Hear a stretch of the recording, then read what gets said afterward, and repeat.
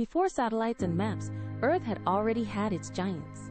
They walked on hot plains, between high ferns like men and trees that filtered a green light and trembling. The soil was soft under the legs, often wet, alive, full of mud smell and crushed leaves. Each step left a sign that the rain would clear soon. There was no real silence.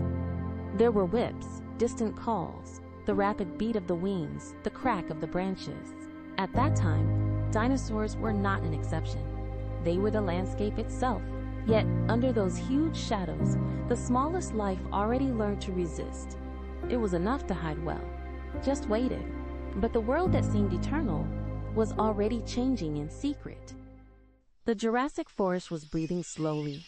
The air was dense, loaded with humidity, and the sun felt ablaze between the high peaks. The broad leaves dripped again after the rain of the night. At the bottom, the soil was an intric of roots, moss, and small bright insects. A pack of herbivores advanced like a moving wall. Their passage folded the bushes and trembled the low branches. Higher, a predator looked without rush. Nobody ran right away. In that world, calm was often more dangerous than fear. Every creature listened before acting. The wind brought smells of water, bark, and blood away. And among those smells, a small life learned where to stay, not to be seen. When the sun fell, the world changed its face. The forest became a mixture of black shadows and smell of cold earth. Under fallen trunks and in tight tames lived the first mammals. They weren't strong. They weren't big. They had ready eyes, small teeth, warm bodies, and a continuous hunger. They were still on the day. At night, they ran between dry leaves with quick and light steps. They looked for seeds, insects, eggs, all that could suffice until dawn. Just a drier noise to stop them, just a shadow too close to make them disappear. And precisely in their fragility, they hid their strength. Then something new came. Not yet a bird like those of today, but something intermediate, light, surprising. Among the branches, feathers began to count more than strength. A little longer jump, a more beat, and the air responded. Under the wind, some small winged animals slipped from one tree to another. The feathers held heat. The wings helped escape. Each flight was short. Every landing was awkward. But the sky, for the first time, did not belong only to storms. It also belonged to those who had learned to lose the weight of the earth. And that changed everything. Life in Mesozoic was a tough deal with time. Those who ate too little died. Those who moved badly became prey. The great dinosaurs ripped branches, fruits, ferns, with a slowness that had nothing peaceful. The predators studied the soil as running water. The little mammals learned to survive crumbs. Bones, seeds, shells accumulated in the burrows. Outside, the wind brought the call of the herbivores and the dry blow of the broken trunks. Hunger made everything urgent. Even sleep. Even the care of the little ones. Also the risk of raising your head a moment too soon. Even the seas were full of life. The waves broke on low and warm coasts, leaving foam between dark rocks and shells. Under the surface swam huge sea reptiles, silent as stone bodies. Corrugated fish shone for a moment and disappeared in depth. In the lagoons, the water was warm, almost immobile, and the smell of salt entered to the plants of the shore. Near there, the dinosaurs drank with caution. Even a moment of distraction could cost life. The boundary between land and water was never really safe. Every creature knew. Every creature respected him. The sea hid slow currents, dark depths, and larger appearances of the gaze. And the sea, indifferent, kept breathing under the sun. After the rain, the world kept secrets. In the mud, there were huge prints, fingers, claws, heavy steps imprinted one behind the other. Just looking at them to figure out who was there just before. A herbivore, perhaps, on a slow run. A carnivore later, an entire pack that had crossed the river at dawn. On the shore, the small mammals touched those signs with the nose. They didn't understand them, but they read them with the body. They had to know where to walk, where to stay still, when to disappear. The mud was a temporary memory. The rain would have erased it. But for a moment, the past remained there, under the feet. Earth was not steady. The continents moved slowly, so slowly to look real. Yet the sea opened new wounds, the coasts moved, the climates changed. Forests once dense became more dry. Hot zones alternated with tougher seasons. Animals did not know the word change. They felt it in the skin. They felt it in the water. They felt it in the seeds that no longer grew the same way. Some species disappeared. Others took their place. No one could stop that deep breath of the planet. Yet for those who lived there, everything seemed to be repeated. Alba, shadow, food, fear.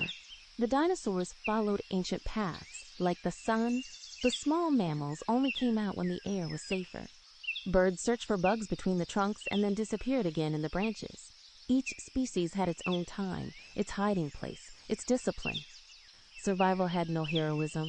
He had routine, and in that routine it moved, invisible, the future. For a long time, the sky seemed stable, clear in the morning, golden at sunset, full of slow clouds. No creature could imagine how fragile that calm was. Under the soft light, a grazed herd in the plain. Some small animals moved between the rocks, almost invisible. Birds threw short calls, buckets, against the warm wind. Everything seemed to belong to an ancient and unchanging order. But the universe does not know the unchanging word. From a long distance, something already traveled to that world. Nobody saw him. No one heard it. That's why the threat was absolute. Before the big impact, minor signals came.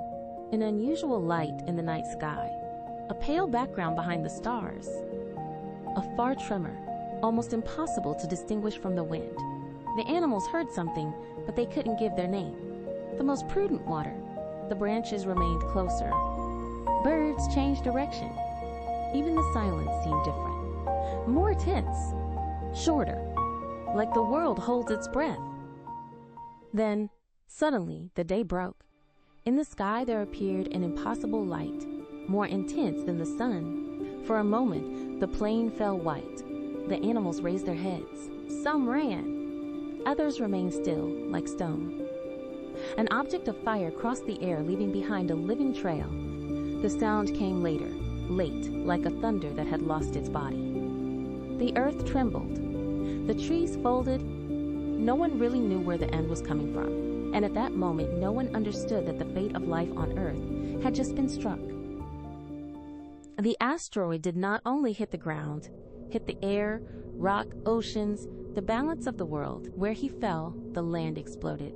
Where the heat spread, the vegetation caught fire. The waves rose far. The rocks were crushed. The light became blind. Then came the dust darkness. Nothing seemed immediate, yet everything was already changing. The day had become a faceless apocalypse, and the planet was breathing ash. Forests didn't burn at the same time. In some places, the fire came as a wall. In others, only sparks and hot wind. The trees creaked, the leaves fell black, the air became irrespirable. Small mammals fled under the ground, looking for cracks, stones, roots. Larger animals ran without knowing where. The calls were confused with the crack of the wood. The smell was that of the burnt resin and the split earth. And while the fire went on, the day was night. No shelter seemed pretty deep. No race seemed fast enough. The forest, which had nourished the world, was becoming ashes. After the fire, a slower death came. The dust went up into the atmosphere and darkened the sun. The day was gray. Then it got cold. The plants received less light. The leaves weakened. The seeds did not mature. Herbivores found less food at each step. The predators followed them, leaner, more hungry. Birds and small mammals also felt the vacuum entering the burrows and nests. There was no more one thread. There was a whole chain that was breaking. In that wounded world, every refuge became precious. Tannas filled with tight bodies against the cold. The nests remained lower, more hidden, more quiet. The little mammals shared the little they found. Birds shook feathers against the wind. Outside, the soil was covered with fine dust. Each step left a clear sign. Every return to hiding seemed a miracle. The nights were long, the air stinged, and the rarest sound was normal. But some life, just because small, it was better to resist the hunger of the world. The dinosaurs didn't disappear in just an instant. For a while, the world still brought their weight, a gigantic body far, still, under a sky without color, a pack that moved slowly, as if the ground had become harder, predators looking for increasingly rare tracks. The eyes of the living were tired, the bones were protruding, the rhythm of the days had broken. And then, in many places, the great silhouettes stopped appearing. Nobody made a speech. No one announced the end. The disappearance was the real terror. Meanwhile, down, almost invisible, some survived. Small mammals ate seeds, insects, carcasses. What was left? They slipped under collapsed trunks and between lukewarm rocks. Their mouths were minute. Their bodies held heat. The mothers protected the children with the body and silence. Birds were still looking for the sky, but with less companions and more empty around. Every survivor carried on the fatigue of a new world. They weren't winners. They were simply the ones who were left. In the hardest hours, they found shelter even in the minimum space between stones and roots, and that was enough to change the story. After the noise, silence came, not a perfect silence. A silence broken by the wind, by some distant call, by the occasional collapse of a branch. But compared to the world before, it was almost absolute. Large shadows no longer crossed the plains the same way. The banks were empty longer. The footprints in the mud belonged to a few and increasingly smaller. The planet seemed to hold its breath, as after a long fever. No one knew what would come next. No one could know. For an immense moment, Earth seemed to listen only to itself. And from that silence, another beginning was born. The disappearance of dinosaurs opened an immense space. It didn't seem like a liberation. It seemed rather a vacuum. The lighter it came to the ground, more new plants could grow. The mammals, who remained small for so long, slowly began to expand. The forms changed. The habits changed. Even the birds continued their journey, turning with patience. But none of this was still visible to immediate survivors. For them, there was only cold, hunger, and a different horizon. The future, as always, came at the tip of feet. No end is really an end for everything. The bones decompose. The rocks rise. The seeds are waiting. The descendants of the small creatures filled, much later, spaces that once seemed forbidden. Some became great. Others learned to swim, run, fly better. The world after impact did not erase life. He forced her to reinvent herself. And in the new rule of the planet, there was a simple and hard truth. Surviving does not mean staying equal. It means changing enough to cross the dark. Long after, humans would find huge bones in the rocks. They would have seen teeth, claws, vertebrae, fingerprints. They would have imagined monsters, dragons, giants. Then they'd realize they were real animals. Animals that had breathed, eaten, feared, kept small, struggled for a place in the sun. Science would rebuild that world after peace, not to be surprised, but to make it more true. Because the history of dinosaurs is not only the story of immense creatures, it's the story of a changing planet, and of all that, in silence, has been able to reborn. Every fossil is a question left in the stone. The traces of that world did not disappear entirely. They remained in the rocks. They remained in the sediments. They remained in the mineralized bones, in the shells, in the prints stopped by the ancient mud. Each layer tells a different season. Each layer holds a loss. Every layer says that Earth has experienced worse crises than we can remember. Yet he continued, when we look at those signs today, we don't just see extinct animals. Let's see the time. Let's see fragility. Let us see the stubborn tenacity of life. There is a moment in the history of the Earth where the most visible domain ends, not with a battle, not with a warning, with a blow from the sky. Since then, the world was no longer the same. The dinosaurs gave way. The little ones survived. The birds continued their journey into the air.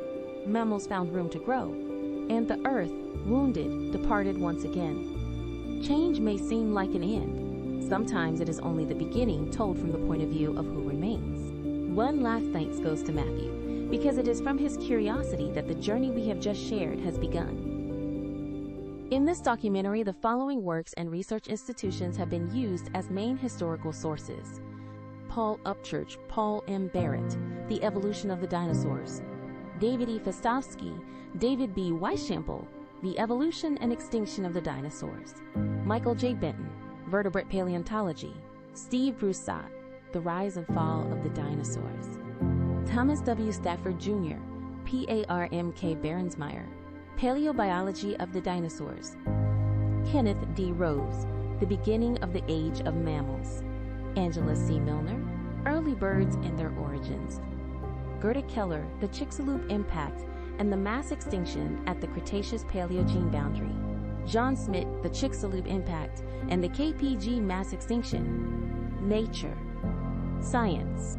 Proceedings of the National Academy of Sciences; Journal of Vertebrate Paleontology; Smithsonian National Museum of Natural History; American Museum of Natural History;